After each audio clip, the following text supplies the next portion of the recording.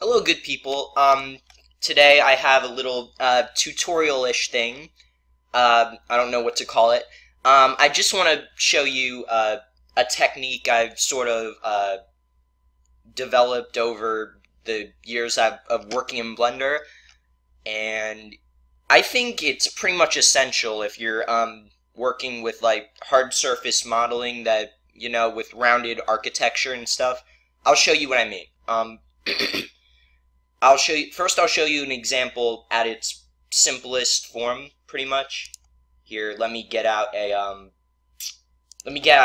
cylinder. Pretty simple, right? Cylinder, 32 sides. Not gonna change that. So now, if you go over and you see the shading tab, you see the smooth and flat options. I'm just going to check smooth right now, and you see it changes the rendering style to smooth instead of flat, and what that basically does is it gets rid of any of those hard edges or whatever that make it look not smooth, pretty much. That's pretty self-explanatory. But as you can tell, our little cylinder here does not look very good, and that is because we have yet to apply a nice little modifier that I sort of discovered working with Blender called Edge Split. And Edge Split is pretty much your best friend working with these hard surface rounded models, right? And, alright, it might look like magic at first to you, but let me assure you, it is not magic. It's technology. Isn't technology great? Anyway, we go to this little tab here. We go to the wrench, which is the modifier section or whatever, and you go to add modifier, and now we find our edge split, right? And we just hit that, and whoa, boom, psh, boom. Yeah, sure. We have our nice little smoothed out surface, right? And yeah, it might look like magic, but it is not magic. It's just awesome.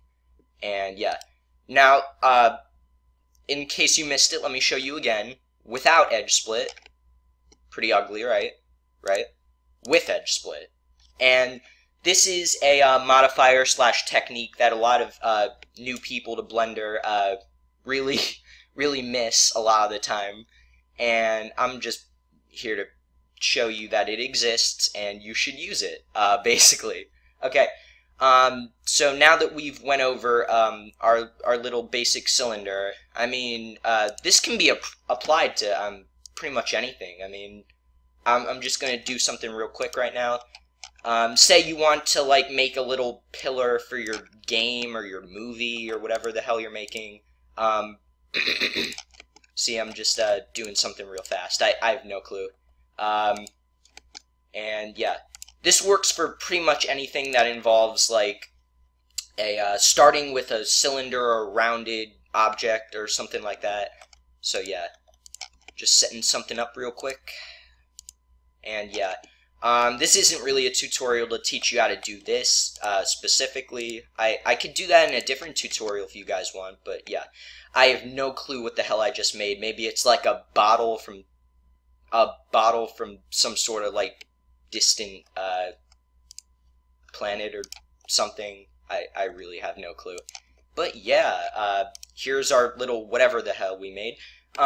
Now we set it to smooth, and we realize that it looks shitty because edge split is not on. We just go to add modifier, we hit edge split, and it looks better, but as you can probably tell, it doesn't look right, like how we want it. You see, there's supposed to be an edge right there. There's supposed to be edges right there that are missing. And now I'm just going to show you this little slider right here, and that's just to change the style in which the edge split works, like the degree in which you're splitting the edge. And you just want to like play around with that till you kind of see something you like, sort of. And if you can't find that specific thing you want, you can always like change it manually using loop cuts. You know, Control R. I could do that in a different tutorial, showing you how to do loop cuts and stuff. But loop cuts are your friend when you're using edge split, basically to create new edges. If you there's one that you didn't see or that you want in edge split, but you can't like change it using this slider. So yeah, that's the basic applications of edge split. And now I'll show you my last example. Here's this little model I set up. As you can probably tell, it's some sort of sniper rifle scope that I did using cylinders and stuff in like 5 minutes. Yeah, it's not that great, but still, it's a good example. So I wanted this sniper rifle scope for my game, but when I go to the smooth option, oh, ouch, doesn't look very good, right? We can fix that by going to Add Modifier, Edge Split. See, yay! It still doesn't look quite like how we want because a lot of the edges are still missing. Like I said before, it looks better, but not like what we want. So we go to this slider right here. See, I'm just like using the slider, and we can like change some change how it renders some of the edges, right? And now I'm just changing it until I get something that I kinda like, sort of, because this part right here is supposed to be all smooth, and these parts right here are supposed to be hard edges. And yeah, I'm pretty happy with that, except for some edges that are missing. So I mean, I can just fix that with Control R, loop cut. See, I just added an edge right there, and I can add pretty much as many edges as I want just to fix it up a little bit. And yeah, I'm pretty happy with this scope right now because I used edge split to smooth the edges, make them look nice.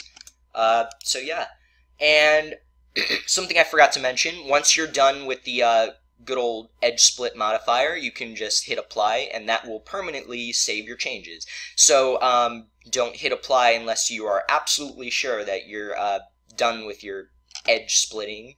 And yeah, I hope you guys learned something from this little, whatever this is, tutorial slash knowledge sharing thing or whatever.